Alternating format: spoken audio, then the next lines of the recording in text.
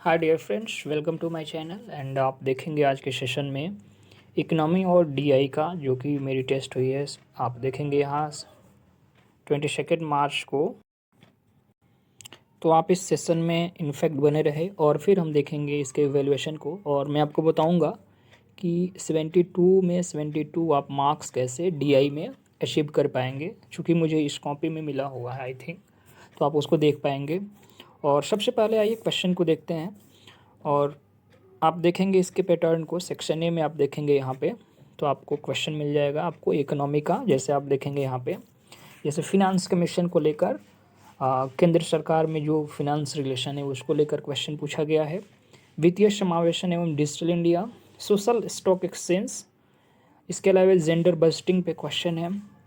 बिहार में महिलाओं के आर्थिक सशक्तिकरण में जीविका योजना की भूमिका को प्रदर्शित करना है। तो ये 5 क्वेश्चन तो आपके अनिवार्य होते हैं। इसके अलावा मैं बात करूं तो आप यहाँ देखेंगे क्वेश्चन सेकंड, समावेशी एवं सतत विकास की अवधारणाओं को स्पष्ट करें। समावेशी विकास की प्राप्ति के लिए सतत विकास लक्ष्य सूचकांक किस प्रकार महत्वपूर्ण है, ये क्वेश्चन लिखना था। एंड थर्ड की मैं बात करूँ तो ब्लू इकोनॉमी क्या है और भारत में ब्लू इकोनॉमी के विकास की संभावनाएं एवं उपस्थित बाधाओं को लिखे तथा इस संदर्भ में भारत सरकार का प्रमुख जो भी प्रयास किए गए हैं उसको दिखाना था। तो ये इकोनॉमी का टर्म था। एंड आप यहाँ पे देखेंगे डीआई के क्वेश्चन को। फ्रेंड्स, मैं आपको बता दूं कि चैनल पे यदि आप नए हैं तो ज़रूर आप चैनल को सब्सक्राइब कर ले, और डिस्क्रिप्शन बॉक्स में लिंक है टेलीग्राम का लिंक, आई थिंक आप उसको ज्वाइन करेंगे तो इसका पीडीएफ इवैल्यूएशन वहाँ पे डाला गया है, और देख कर लिखने का आप प्रैक्टिस करें, आप इससे भी बेटर कर सकते हैं। और फुल लेंथ जो कि मेरी टेस्ट हुई है फुल लेंथ की, तो उसकी इवैल्यूएशन कॉपी सभी जो है वो आपको टेलीग्राम पे अवेलेबल हो जाएगा। ओके फ्रेंड्स, तो आप ये डीआई का सेक्शन यहाँ देख सकते हैं। डीआई, राइट, डीआई के 2 क्वेश्चन हैं और इसमें मुझे 70 में 72 मार्क्स मिला है। तो आप इस वीडियोज़ को पूरा देखेंगे कम्प्लीटली, तो आई थिंक आपको इससे कुछ ना कुछ आपको बेनिफिट होगा। ओके फ्रेंड्स, तो आइए सबसे पहले अब स्टार्ट करते हैं क्वेश्चन आंसर को लेकर। जो मेरी कॉपी का वैल्यूएशन हुआ है, कितने मार्क्स मुझे मिले हैं और किस तरह से आपको प्रेजेंट करना है कॉपी को, राइट, वो आप यहाँ से ज़रूर कुछ ना कुछ आपको सीखने को मिलेगा। ओके, तो फ्रेंड्स यहाँ पे आप देखेंगे कॉपी की वैल्यूएशन मेरी कैसी हुई है। एंड आप ज़रूर इसको इस कॉपी से एटलीस्ट आपको कुछ ना कुछ ज़रूर हेल्प मिलेगा। आई थिंक आप यहाँ मार्क्स देखेंगे 125 मार्क्स। ओके, और कई मेरे मित्रगण, मैंने कमेंट देखा था आई थिंक कि ये कैसा कॉपी है, इस पे इवैल्यूएशन आपको कुछ फीडबैक नहीं मिल रहा है। तो मैं आपको बता दूं फ्रेंड्स कि आप यहाँ पे देखेंगे ये सब लिखा हुआ होता है, राइट। जैसे आप देखिए, लेखन शैली प्रशंसनीय है, इसे बनाए रखें, नियमित रूप से लेखन करें, डीआई के परफॉर्मेंस को मेंशन करें, अधिक से अधिक पॉइंट्स को अपडेट करें। यहाँ पे देखेंगे, यहाँ पे नेम लिखा हुआ है डीआई, राइट, और यहाँ पे देखेंगे तो 22 मार्च को ये एग्ज़ाम हुई थी। ओके फ्रेंड्स, तो इसमें हम समझने वाले हैं। अच्छा, इस वीडियोज़ को लास्ट तक जब आप देखेंगे इनफैक्ट, तो आप पाएंगे कि इसमें डीआई के क्वेश्चन जो है, जैसे ऊपर मैंने आपको बता दिया डीआई के क्वेश्चन, जीएस के क्वेश्चन को, तो डीआई में 72 में 72 मार्क्स मुझे मिले हैं। तो आप ज़रूर इसको एंड तक देखें, एटलीस्ट आपको भी समझ में आए कि किस तरह से डीआई के क्वेश्चन को सॉल्व करना है। ओके फ्रेंड्स, और मैं आपको बता दूं डीआई बहुत बड़ा फैक्टर है जीएस 1 में स्कोरिंग के लिए, तो आप इसको ज़रूर ये बातें समझ में आनी चाहिए। ओके, तो पहला क्वेश्चन जैसे वित्त आयोग के रेफरेंस में पूछा गया था, और पूछा गया था कि जो केंद्र सरकार है और राज्य सरकार के संदर्भ में। तो यहाँ पे फाइनली आप देखेंगे, यहाँ पे इंट्रो, वित्त आयोग का संबंध संविधान के अनुच्छेद 280 से है, जिसका अभिप्राय है संघ एवं राज्यों के बीच वित्तीय संसाधनों का वितरण करना। ठीक है, तो यहाँ पे डायरेक्ट वित्त आयोग की भूमिका मैंने दिखाया 3-4 पॉइंट्स में। अगेन जो इसके समक्ष चैलेंजेस हैं उसको यहाँ पे मैंने दिखाने का प्रयास किया। एंड अगर मैं बात करूँ तो इसके सॉल्यूशन को यहाँ पे मैंने दिखा दिया कि समाधान इसका क्या क्या हो सकता है, और फाइनली इसके निष्कर्ष पे मैं आ गया। ओके फ्रेंड्स, मैं अगेन आपको कह रहा हूँ कि आप ज़रूर लिंक, टेलीग्राम लिंक है डिस्क्रिप्शन बॉक्स में, तो आप वहाँ से ज्वाइन करेंगे तो ये कॉपी मैंने ऑलरेडी वहाँ पे सेंड कर दिया है। आप वहाँ पे अच्छे से पीडीएफ को डाउनलोड करके और अच्छे से उसको आप रीड कर सकते हैं। ओके, दूसरा क्वेश्चन था वित्तीय समावेशन को लेकर, राइट। तो आप देखेंगे यहाँ पे वित्तीय समावेशन का डेफिनेशन मैंने लिख दिया। वित्तीय समावेशन का तात्पर्य है लोगों तक वित्तीय सेवाओं की पहुँच, फलतः उन बाधाओं को दूर करना जो हाशिए पर पड़े समूहों में वित्तीय क्षेत्र में भाग लेने से रोकता है। तो फाइनली यहाँ पे उद्देश्य दिखाया, फिर दिखाया कि भारत के अभी जो प्रेजेंट टाइम में क्या सिचुएशन है, जैसे बैंकिंग कवरेज हुआ, डिजिटल भुगतान हुआ, लैंगिक असमानता हुआ। तो इसमें कुछ कुछ पॉइंट्स मैंने यहाँ पे दिखाने का प्रयास किया। एंड अगेन आप देखेंगे तो इसके चुनौती को मैंने यहाँ पे दिखाने का प्रयास किया, और जो इनिशिएटिव्स इंडियन गवर्नमेंट के द्वारा चलाया जा रहा है उसको मैंने यहाँ पे दिखाने का प्रयास किया। ओके, एंड फाइनली हम आ गए इसके निष्कर्ष पे। ओके फ्रेंड्स, थर्ड क्वेश्चन की मैं बात करूँ तो आप यहाँ पे देख पाएंगे थर्ड नंबर क्वेश्चन है, जैसे सोशल स्टॉक एक्सचेंज को लेकर ये क्वेश्चन था, राइट। तो आप यहाँ पे इंट्रो देख पाएंगे एंड डायरेक्ट इसके जो विशेषताएं हैं उसको मैंने 3-4 पॉइंट्स में दिखाने का प्रयास किया। ओके, एंड इसकी जो प्रमुख चुनौती है उसको दिखाने का मैंने यहाँ पे अलग अलग डायग्राम के थ्रू प्रयास किया, और फाइनली यहाँ पे मैंने इसको कंक्लूजन के थ्रू इसको बता दिया। ओके फ्रेंड्स, नेक्स्ट मैं बात करूँ तो आप इस वाले सेक्शन को देखेंगे, इसमें जेंडर बजट का लेकर पूछा गया था। तो जेंडर बजट के संदर्भ में यहाँ पे मैंने यहाँ पे एक रफली इंट्रो बनाया कि जेंडर बजट का अभिप्राय है लैंगिक असमानता को दूर करना एवं संसाधनों का समतामूलक वितरण करना। अब भारत में जेंडर बजटिंग का मुख्य उद्देश्य क्या है उसको मैंने 3-4 पॉइंट्स में दिखाया। संविधान में मूलभूत उद्देश्यों की पूर्ति करता है, महिला सशक्तिकरण हेतु आवश्यक भूमिका, विभिन्न कल्याणकारी योजनाओं का चलाया जाना, जैसे उज्ज्वला योजना हुआ, पीएम जनधन योजना हुआ, ठीक है। इसके अलावा आप यहाँ देखेंगे तो और भी 2-3 पॉइंट्स मैंने यहाँ पे ऐड किया। आप जैसे आप यहाँ पे देखेंगे 3 तलाक हुआ, या फिर 26 सप्ताह की जो मातृत्व अवकाश है उसको बढ़ाया जाना। इसके अलावा प्रमुख चुनौती को यहाँ पे मैंने अलग अलग रेफरेंस में दिखा दिया, और फिर अगेन यहाँ पे निष्कर्ष मैंने दिखाने का प्रयास किया, और निष्कर्ष के बाद मैंने यहाँ पे नारी शक्ति वंदना अधिनियम 2023 का रेफरेंस भी दिया। तो इसको आप पहले भी लिख सकते हैं, इनफैक्ट उसमें कोई इशूज़ नहीं है। ओके, नेक्स्ट मैं बात करूँ तो जीविका को लेकर खासकर क्वेश्चन पूछा गया था। जीविका के जो एक तरह से अभिप्राय है उसको लेकर, और बिहार के कंटेक्स्ट में पूछा गया था। तो आप यहाँ पे देखेंगे इंट्रो, फिर जीविका अवलोकन का क्या उद्देश्य है, महिला सशक्तिकरण के लिए कैसे इम्पॉर्टेंट है वो, राइट। तो अलग अलग रेफरेंसेस में आप फ्रेंड्स इसको दिखा सकते हैं, एंड इसके समक्ष क्या क्या चैलेंजेस हैं आपको वो दिखाना होगा। तो कई यहाँ पे आप पॉइंट्स देखेंगे कि मैंने यहाँ पे मेंशन किया है। ओके, एंड फिर आगे का जो राह है, लक्ष्य है, वो उसको मैंने यहाँ पे दिखाया है कि ये अगर इस तरह के लक्ष्य को निर्धारित किया जाए तो ज़रूर जीविका का जो सेवन है और महिला सशक्तिकरण है उसमें बढ़ावा मिलेगा। Okay okay friends, next question की बात करें तो 38 मार्क्स के क्वेश्चन को आप यहाँ पे देखेंगे, राइट। कि यहाँ पे क्वेश्चन पूछा गया था जो जो वित्तीय समावेशन है, राइट, और सतत जो विकास प्रक्रिया है उसको लेकर क्वेश्चन पूछा गया था, और वो कैसे एक तरह से भारतीय अर्थव्यवस्था के लिए इम्पॉर्टेंट है।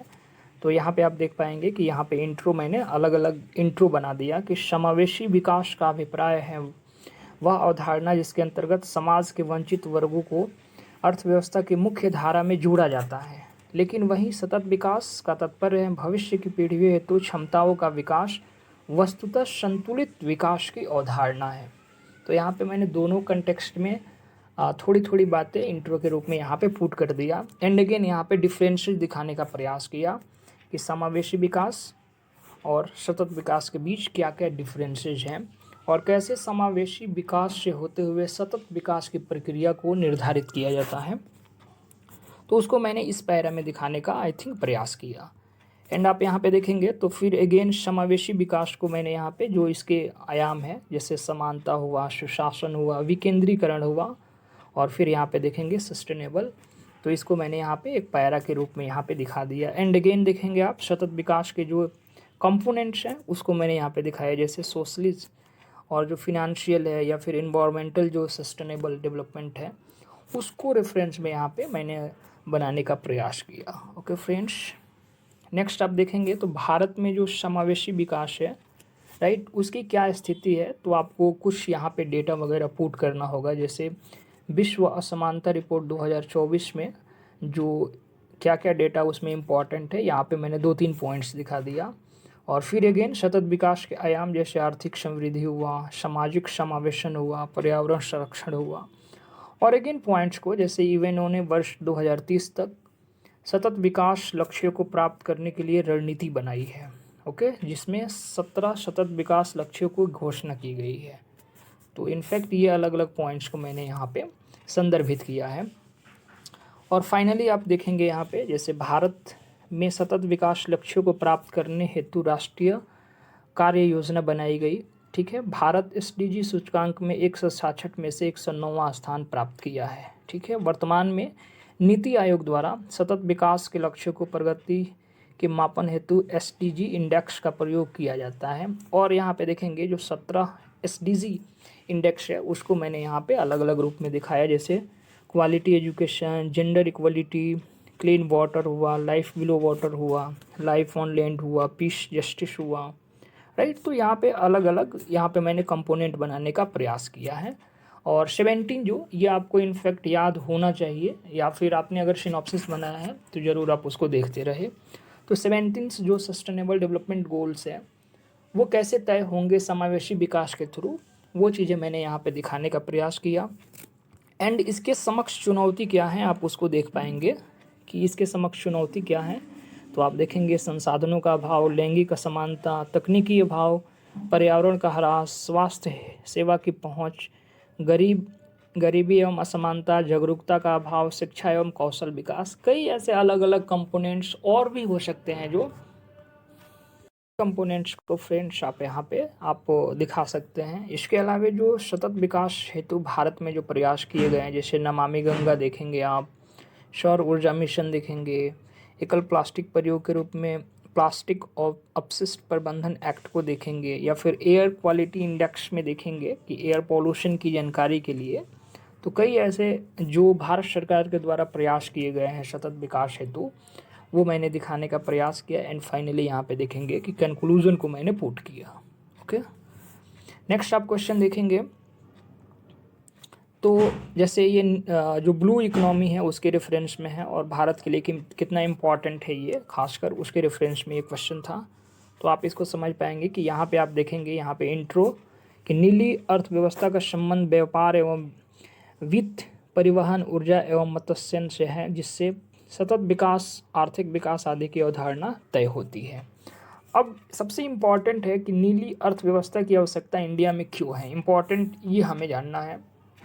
तो आप देखेंगे जो कोस्टल एरियाज़ है भारत का, खासकर अप्रॉक्सीमेट 7500 किलोमीटर जो तटरेखा है, जिसमें विशेष आर्थिक जोन आप देखेंगे तो उसका मैंने डेटा दे दिया। बंदरगाह कितने हैं, तो वस्तुतः समुद्री सेवा हेतु इसकी आवश्यकता है, तो वो मैंने यहाँ पे पुट किया।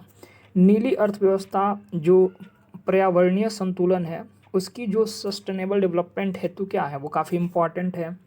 महासागर पृथ्वी की सतह से 3/4 को कवर करता है, तो वो उसके लिए भी इम्पॉर्टेंट चीज़ है।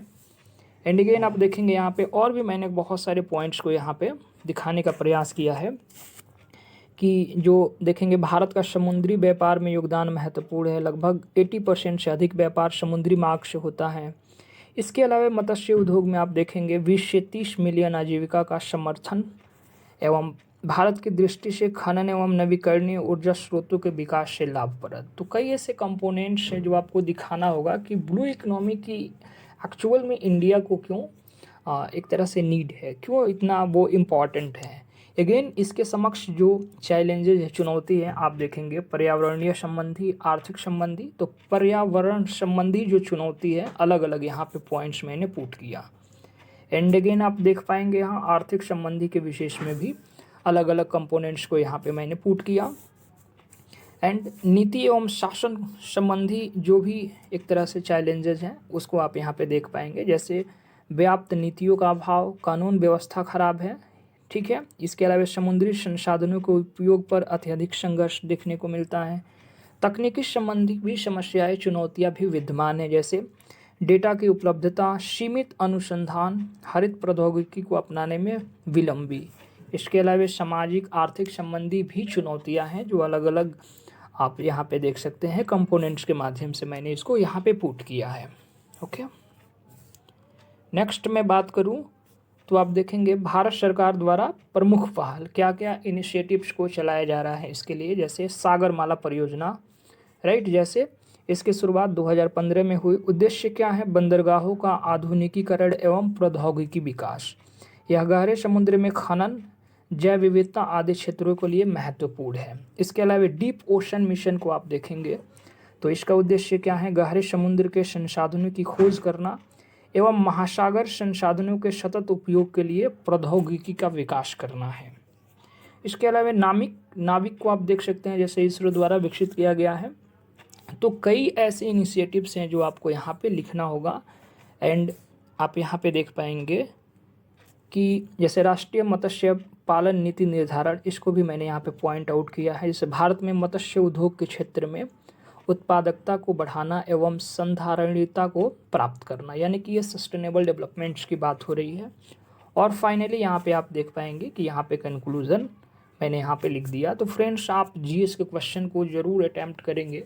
हालांकि क्वेश्चन का जो आप लेवल आप देख पा रहे हैं, इनफैक्ट वो चीज़ें हैं कि और भी इसमें कंटेंट लिखे जा सकते हैं, ऐसा नहीं है। बट एग्ज़ाम देते समय कंटेंट को रिमेंबर करना, वो माइंड में कितना कंटेंट है, उसके कंटेक्स्ट में वो चीज़ें लिखने के लिए थोड़ा आपको पहले से प्रिपेयर होना होता है एंड कंटेंट को ज़्यादा से ज़्यादा रिवीजन करने की आवश्यकता होती है। ओके फ्रेंड्स, अब हम बात करेंगे डीआई सेक्शन को। जैसे ऊपर आपने क्वेश्चन देख लिया होगा, तो आप देखेंगे यहाँ पे डीआई के सेक्शन को। तो सबसे इम्पॉर्टेंट क्या है डीआई में? आपकी कैलकुलेशन फास्ट होनी चाहिए, जैसे आप देखेंगे, और पूरी प्रोसेस के तहत आपको लिखना है ग्राफ के अनुसार। जैसे जो भी क्वेश्चन पूछा गया है उसके रेफरेंस में मैंने यहाँ पे लिखने का प्रयास किया है। फिर अगेन ग्राफ ब्रीथ जो भी है वहाँ पे उसके कंटेक्स्ट में, तो ऐसे आपको पैरा बना के, डायग्राम बना के लिखेंगे तो आपको मार्क्स इनफैक्ट भर के मिलेंगे। इसमें कोई भी संकोच नहीं है।